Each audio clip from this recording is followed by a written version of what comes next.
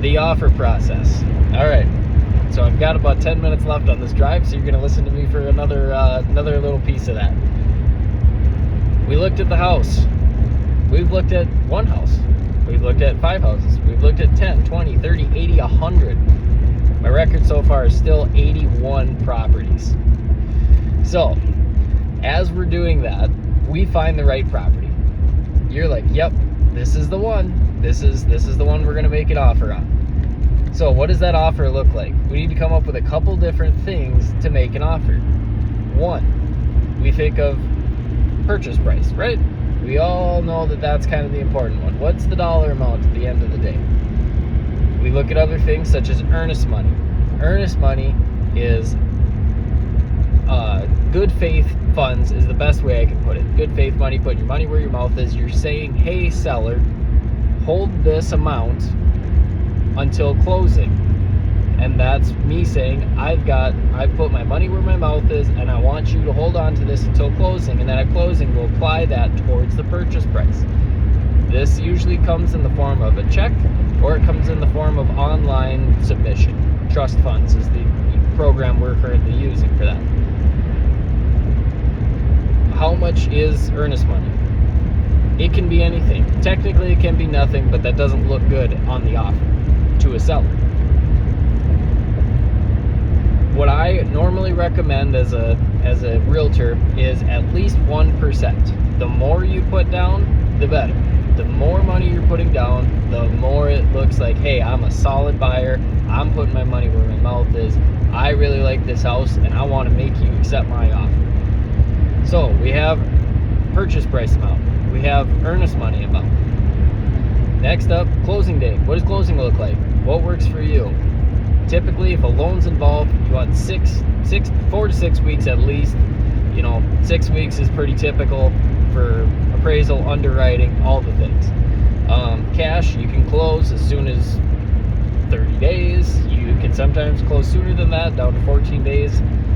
You can close them as short as 7, but the buyer's got to work with that, the seller's got to work with that, the title company's got to work with that. That usually only works if it's a cash transaction. However, a title search is still a lengthy process. So there are options outside of that, such as an attorney's opinion or something like that, which title insurance is definitely going to protect you more than an attorney's opinion, because that's what that is, an attorney's opinion. So, with that, and we'll talk about title insurance more later on, but we have earnest money, we have purchase price, we have the closing date. Other things we have are contingencies, which would be an inspection contingency, or maybe you need to have a survey done. Maybe you want, sorry, it's really bumpy out here. Maybe you want a survey, maybe there's a land split process, maybe you need to get estimates on certain things, septic and well, you want to have a well water test to prove it's drinkable, and you want a septic compliance, which you're going to want that on pretty much any property, is septic compliance, because most counties require it at the time of title transfer, and typically you ask the seller to pay for that. Because a septic system can be anywhere from $8,000 to $40,000, depending on what is wrong with the system, if something's wrong with it. Most of the time we see them, they're just fine, but that can be a big surprise when it comes to closing time. So, we've got purchase price, earnest money, closing date, contingencies. One thing I forgot to throw in there before contingencies was, how much are you putting down? Are you putting 3% down on a conventional? Are you putting 3.5% down on an FHA? Are you putting 0% down on a VA or an RD? Are you putting 10, 20, 30, 50, 90, 100% down, and you're just paying cash? There is no loan involved. It's all transactions are different. Are you putting a dollar amount down and you're doing a contract for deed with the seller, where the seller becomes the bank? There's a whole bunch of different ways to do this, and your situation is unique to you, just like anybody's situation is unique to them. Other things we can think about when it comes to the offer would be seller contributions to closing costs. You typically see this on first-time home buyers, or if somebody's trying to buy down an interest rate and they want the seller to pay for it. Depends on market, depends on the property, depends on if there's any other offers in play or anything like that. There's a lot of things that come into play when you look at those as an option.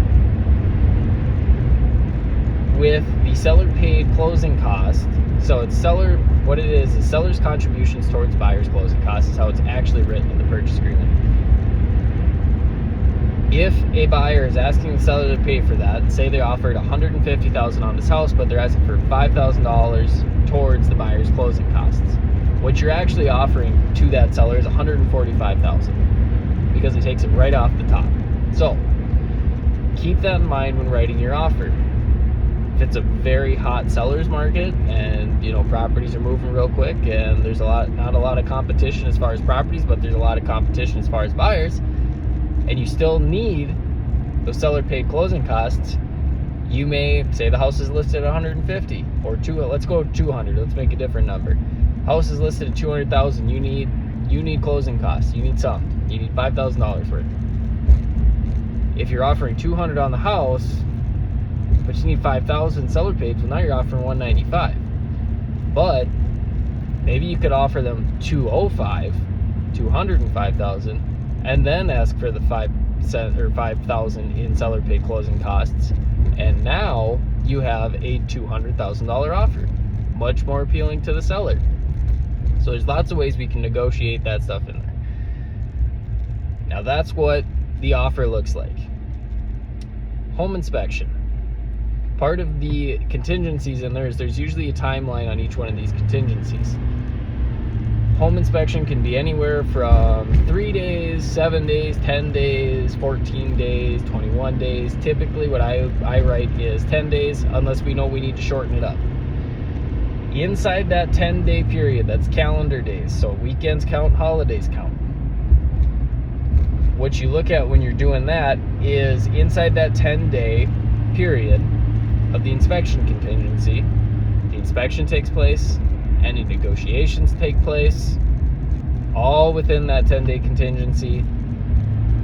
And that's at the end of that contingency, the buyer is deciding they're either moving forward or they're walking away or they're negotiating some repairs with the seller.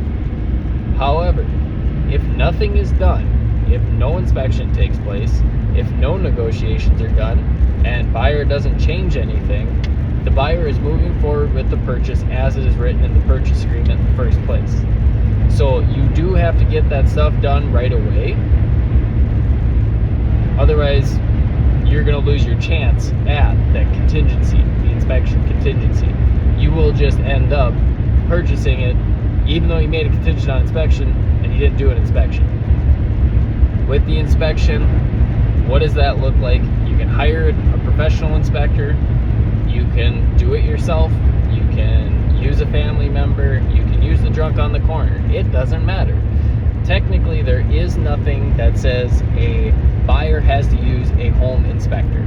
You could bring in an electrician, a plumber, and a HVAC guy just to run their own certain areas and be like, hey, check this system, check this system, check this system. You do have to get that approved from the seller to have those professionals go in there, but typically that's why we use home inspectors, or if people have somebody that they know, like, and trust that can do it, or they trust their own judgment, they can do that as well.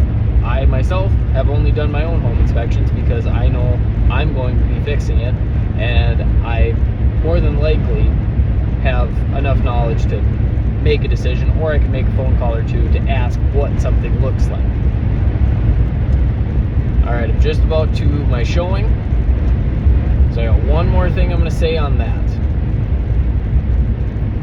The home inspections are opinions. Sometimes those opinions can be wrong.